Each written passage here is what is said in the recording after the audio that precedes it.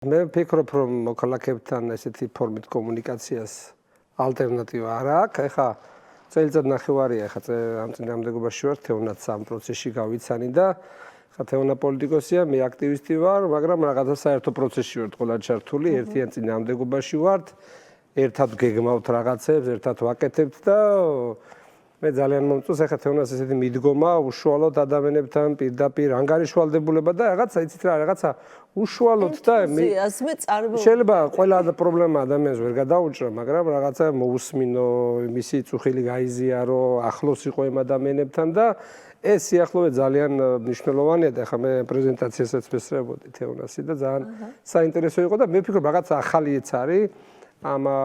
სივრცეში, ესეთი ტიპის დამოკიდებულება ამორჩევითან კომუნიკაცია და რა თქმა უნდა წარმატება მინდა უსრო და ჩვენც ახლა ერთად ვაკეთებთ ძალიან ბევრ ამას, გუშინ ერთად ვიყავით ზუგდიდში. რა ხდება ზუგდიდში? ხო, ძალიან ჩვენი შემდეგ გადაცემას. კი, ძალიან კარგი შეხვედრა გამოვიდა, აქცია გამოვიდა. მეგრულად ალარნაშ დღა, ანუ რაღაც თანადგომის დღე, თავის სწორად გამოვთქვი თუ არა. თვითონ რაღაცა დღა გავიგე და წინ რა თქვი არა. ალარნაშ დღა, ანუ რაღაცა თანადგომის დღე ეძახიან. მაპატიეთ თუ შესწრებით თქვი, ხა არ ვიცი უბრალოდ. მეც კი დამაბნია ტატალ. ხო და ის ანუ კვირა დღეს აკეთებენ, ჩავედით, მქონდა შეხვედრა, რა თქმა უნდა, სინდისის პატიმრის ოჯახის წევრებიც იყვნენ ჩამოსული, მქონდა მოქალაქეებთან ამ საკითხებზე საუბარი და მე სხვა პრობლემებზე და მე საღამოს სხვადასხვა მქონდა ასევე საუბარი იქ უკვე ადგილობრივ მოსახლეობის ნაწილთან და ზუსტად ამ პრობლემებს მქონდა საუბარი, მოვისმინეთ, ხო, ეხლა რა აწუხებთ, იმიტომ რომ ეს ძალიან მნიშვნელოვანი საკითხია და ცოტა ჩვენც აი ამ ხალხთან კომუნიკაციის ნაწილში აი ამ ბოლო პერიოდში ეს მართლა აკლდა, ეხლა რასაც ვაკვირდები, ამ ხალხთან კომუნიკაცია ამ პრობლემების სიღრმეებში შესვლა, რომ ეხლა რამხელა პრობლემა მაგალითად იქ მიგრაციის. ანუ იცლება რა ქალაქი და სერიოზული უმუშევრობის პრობლემა და ზოგადად აი ეს ისეთი ტიპის სოციალური საკითხები, რომლებიც ადამიანებს სერიოზულ პრობლემებს უქმნის და სერიოზული ბარიერები იმის მიღმა რა პრობლემებიც გვაქვს ჩვენ, ხო? ამიტომ ხალხთან უშუალო კომუნიკაციას და ესეთ საუბარს არ აქვს ალტერნატივა, უნდა იყოს ყველა სივრცეში, განსაკუთრებით ეს არის პოლიტიკოსების პასუხისმგებლობა ამ ნაწილში, თუმცა ზოგადადაც ახლა ჩვენც რო ჩავდივართ, ჩვენც გვინდა რომ მოვისმინოთ, ხო, ეს პრობლემები, რომ ამ პრობლემებთან და კარგად გვესმოდეს, ხო, ანუ ხშირად არის ხომ რა ბაბლის აზროვნებიდანაც უნდა გავიდეთ, ხო, ანუ კი ეს წინააღმდეგობა ეს უნდა გაგზდეს ყველაფერი, მაგრამ ამ ადამიანებს აი ამ ზოგადად ეს დემოკრატიის უკუსვლა არის თუ ასე შემდეგ ეს ყველა პრობლემების გარდა აქვთ ყოველდღიური ყოფითი პრობლემები, რომლებზედაც მათ ჭირდებათ პასუხი, ხო? ახლა ფასებთან დაკავშირებით ხო რაღაცა კომისია რო შექმნეს და ფასები რომ დაერეგულირებინან და იმის მერე ეს ფასები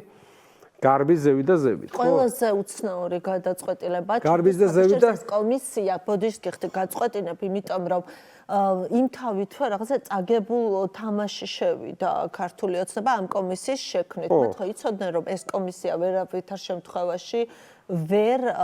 დაარეგულირებდა ამ ფასებს და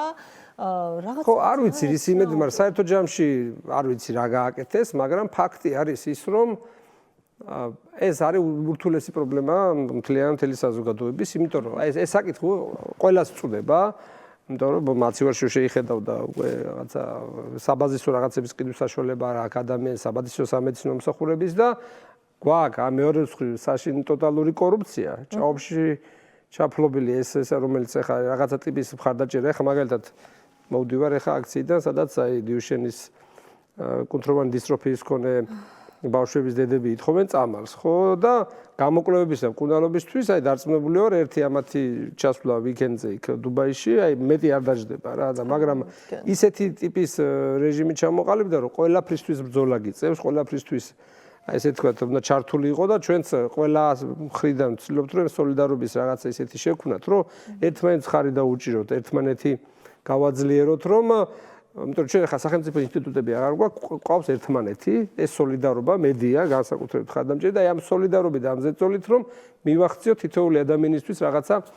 ასე ვთქვათ, გამოსავალს და ეხლა ჩვენ გვინდა რომ რაღაც აქციები იქნება, ეს თემა სინდისის პატიმრების გათავისუფლება ხო არის ყოველდღიური თემა, უნდა იყოს ამ ბავშვებისთვის წამლის მოპოვების თემაც, იმიტომ რომ ყველა ადამიანი ძვირფასია და ყველა საერთო ჯამში აი ამ სისტემის ხერხია, როდესაც არის უპასუხისმგებლობა, არანაირი ანგარიშვალდებულება და აი ასე თქვა პოლიტიკოსის ანგარიშვალდებულება და კომუნიკაცია უნდა იყოს სულ სხვა ფორმით, როგორც თეონა აკეთებს ამ ფორმით და რაღაცა მაგალითი უნდა იყოს სხვებისთვისაც. ახლა ესენი ხელისუფლების სათავეში რო არიან, ნუ არ ვიცი, ახლა მათ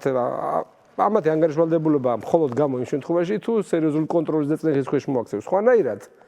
გააგრძელებენ ძარცვას და ესეც აკეთებენ, ხო? ამიტომ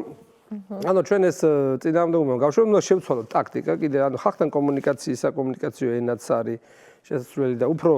რეგიონებში იქნება თუ თბილისის უბნებშიც გასვლა, ხო? ეხლა თბილისი ძალიან დიდი ქალაქია და რატომ წერენ ალარ